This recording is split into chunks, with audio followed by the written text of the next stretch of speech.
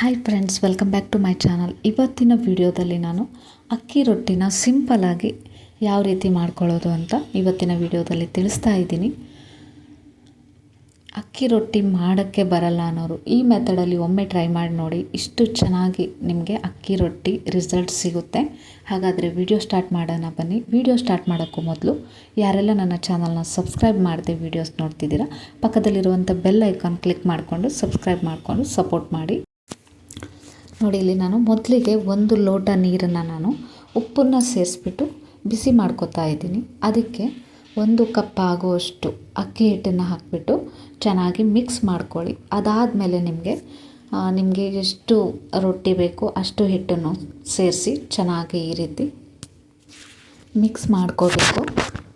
ಸ್ವಲ್ಪ ಒಂದು 5 ನಿಮಿಷ ಆದಮೇಲೆ ಗ್ಯಾಸ್ ಸ್ಟವ್ನ ಆಫ್ ಮಾಡಿಕೊಂಡು ಈ ರೀತಿ ಚೆನ್ನಾಗಿ ಮಿಕ್ಸ್ ಮಾಡ್ಕೊಳ್ಳಿ. ತಳ ಹಿಡಿಬಾರ್ದು, ಆ ರೀತಿ ಚೆನ್ನಾಗಿ ಮಿಕ್ಸ್ ಮಾಡಿಕೊಂಡು ಅದಾದಮೇಲೆ ಲೋ ಫ್ಲೇಮಲ್ಲಿ ನೀವು ಗ್ಯಾಸ್ ಸ್ಟವ್ನ ಆನ್ ಮಾಡಿಕೊಂಡು ಒಂದು ಸ್ವಲ್ಪನೂ ಗಂಟು ಇಲ್ಲದೆ ಇರೋ ಥರ ನಿಮಗೆ ಎಷ್ಟು ಹಿಟ್ಟು ಬೇಕು ಅಷ್ಟನ್ನು ಹಾಕಿ ಚೆನ್ನಾಗಿ ಮಿಕ್ಸ್ ಮಾಡಿಟ್ಕೊಳ್ಳಿ.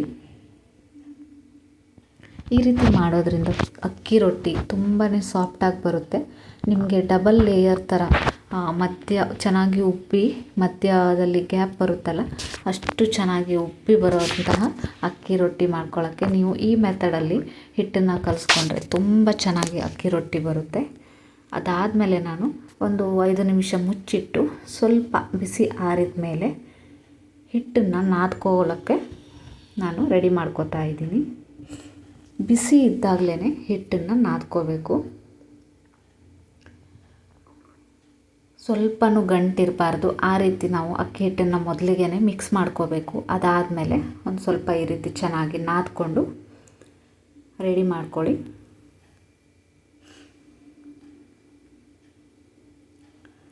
ನಾವು ಎಷ್ಟು ಚೆನ್ನಾಗಿ ನಾದ್ಕೊಂಡು ಅಕ್ಕಿ ಹಿಟ್ಟನ್ನು ಹದ ತರ್ತೀವೋ ಅಷ್ಟು ಚೆನ್ನಾಗಿ ರೊಟ್ಟಿ ಬರುತ್ತೆ. ನೋಡಿದ್ರಲ್ಲ, ಈ ರೀತಿ ನಾನು ಅಕ್ಕಿ ಹಿಟ್ಟನ್ನ ನಾದ್ಕೊಂಡು ರೆಡಿ ಮಾಡ್ಕೊಂಡಿದ್ದೀನಿ. ಅದಾದಮೇಲೆ ಅಕ್ಕಿ ರೊಟ್ಟಿನ ತಟ್ಕೋಬೇಕು.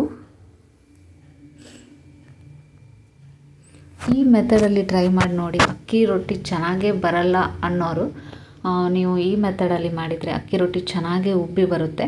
ಹಾಗೆ ನಾನು ಇಲ್ಲಿ ತೊಗೊಂಡಿರೋದು ಅಂಗಡಿಯಲ್ಲಿ ಸಿಗುವಂತಹ ಅಕ್ಕಿ ಹಿಟ್ಟನ್ನು. ನೀವು ಮನೇಲೇ ಮಾಡಿರೋವಂಥ ಅಕ್ಕಿ ಹಿಟ್ಟಾದರೆ ಜರಡಿ ಹಿಡ್ಕೊಂಡು ನೀವು ಅಕ್ಕಿ ಹಿಟ್ಟನ್ನ ಬಳಸ್ಕೋಬೋದು. ಹಿಟ್ಟು ಬಿಸಿ ಬಿಸಿ ಇದ್ದಾಗಲೇ ನಾನು ರೊಟ್ಟಿನ ತಟ್ಕೋತಾ ಇದ್ದೀನಿ. ನೋಡಿ, ನಾವು ಅಕ್ಕಿ ಉಂಡೆನ ಈ ರೀತಿ ಕಟ್ಟುವಾಗ ಅಕ್ಕಿ ಹಿಟ್ಟು ಒಡಿಬಾರ್ದು.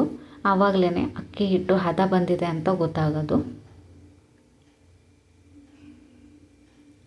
ನೀವು ಲಟ್ಟಣಿಗೆಯಲ್ಲೂ ಕೂಡ ಈ ರೀತಿ ಮಾಡ್ಕೋಬೋದು. ಬಟ್ ಅಕ್ಕಿ ಹಿಟ್ಟು ತುಂಬಾ ಸಾಫ್ಟ್ ಆಗಿರೋದ್ರಿಂದ ಕೈಯಲ್ಲಿ ಈ ರೀತಿಯೂ ಕೂಡ ಮಾಡ್ಕೋಬೋದು.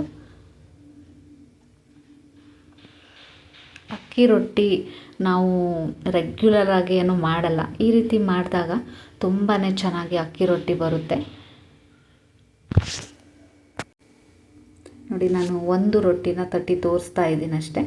ಇದನ್ನು ನೀವು ಬಿಸಿ ಬಿಸಿ ಕಾದ ಹೆಂಚಿಗೆ ಹಾಕಿ ಸುಟ್ಕೊಂಡ್ರೆ ಸಾಕು. ಒಂದು ಕಡೆ ಈ ರೀತಿ ಬೇಯಿಸ್ಕೊಂಡು,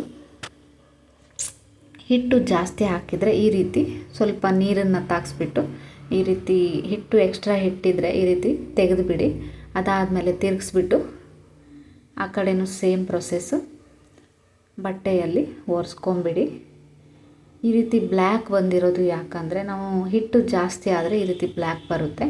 ಅದೇನು ಪ್ರಾಬ್ಲಮ್ ಇಲ್ಲ.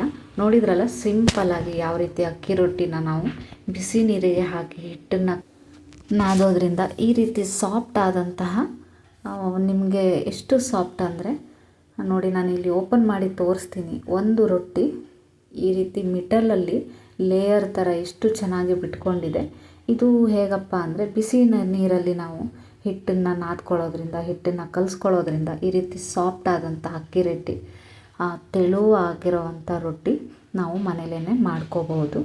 ನೋಡಿದ್ರಲ್ಲ, ಇದನ್ನು ನೀವು ಯಾವುದೇ ರೀತಿ ಚಿಕನ್ ಸಾಂಬಾರಾಗಲಿ ಎಲ್ಲದಕ್ಕೂ ಕಾಂಬಿನೇಷನ್ ಆಗಿ ನೀವು ಅಕ್ಕಿ ರೊಟ್ಟಿನ ತಿನ್ಬೋದು. ನಾನಿಲ್ಲಿ ಇವತ್ತು ಚಿಕನ್ ಸಾಂಬಾರಿಗೆ ಈ ರೊಟ್ಟಿನ ಮಾಡಿದ್ದೆ. ತುಂಬಾ ಟೇಸ್ಟಿಯಾಗಿತ್ತು.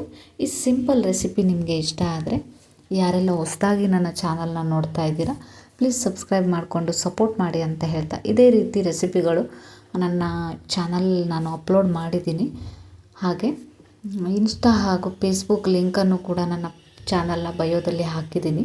ನಿಮಗೆ ಇಂಟ್ರೆಸ್ಟ್ ಇದ್ದರೆ ಅದರಲ್ಲೂ ಕೂಡ ಫಾಲೋ ಮಾಡ್ಬೋದು. ನಿಮ್ಮ ಅನಿಸಿಕೆನ ಕಮೆಂಟ್ ಮಾಡೋದನ್ನ ಮರಿಬೇಡಿ. ಇದೇ ರೀತಿ ಹೊಸ ವಿಡಿಯೋದೊಂದಿಗೆ ಮತ್ತೆ ಬರ್ತೀನಿ. ಅಲ್ಲಿ ತನಕ keep watching my channel. Thank you.